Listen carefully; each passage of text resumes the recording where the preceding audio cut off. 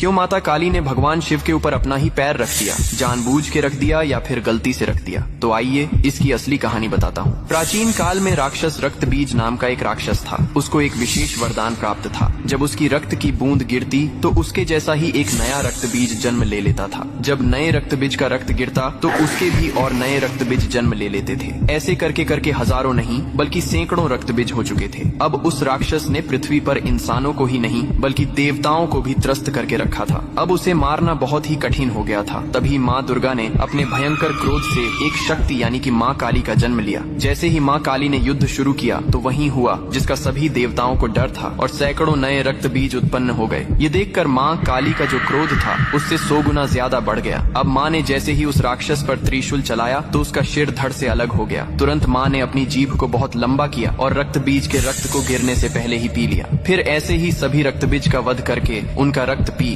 कर उनका क्रोध अब 100 गुना से 200 गुना बढ़ गया था। धरती कांपने लगी थी, समुद्र मथने लगे थे, देवता भयभीत होकर इधर उधर भागने लगे थे। तब देवताओं ने भगवान शिव से प्रार्थना की, हे महादेव, आप ही माता काली के संताप को शांत कर सकते हैं। शिव ने देवताओं की पुकार सुनी और माँ काली के सामने युद्ध भूमि में पहुंच गए। लेकिन माँ अपने तांडव में इतनी लीन थीं कि उन्होंने शिव को भी नहीं देखा। तभी भगवान शिव ने स्वयं माता के चरणों में लेट गए। जैसे ही माँ काली का पैर अनजाने में शिव के सीने पर पड़ा, तुरंत उनका क्रोध शांत हो गया। उन्होंने नीचे देखा तो अपने प्रिय पति शिव थे। यह देखकर उनकी जीभ शर्मिंदगी से बाहर निकल आई। इसके बाद शिव ने मुस्कुराते हुए कहा, हे माँ, तुम्हारा यह रूप सृष्टि के संतुलन के लिए था, लेकिन यह रूप अब धरती पर बहुत धाम धूम से पूजा जाएगा। यही कारण है कि तस्वीर में और मूर्तियों में माँ काली को शिवजी पर खड़े हुए दिखाया जाता है, जो बहुत ही शुभ।